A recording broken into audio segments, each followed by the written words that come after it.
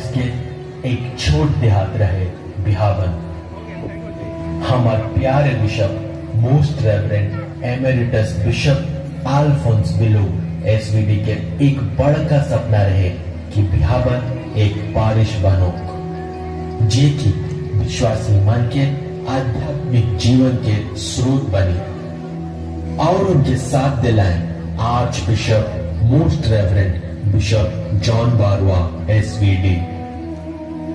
उकर पाछे ये अधूरा सपना के पूरा कर लाए most reverend bishop Kishore Kumar Kujur.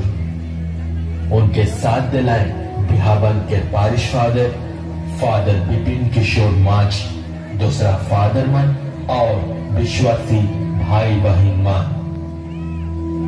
2016 के सितंबर 14 में बिहावन राउरकेला डायसिस के 43तम पारिश बनला। कहुपानी और केसरामाल पारिश के कुछ देहात मन के लेके बिहावन पारिश के गठन होलक।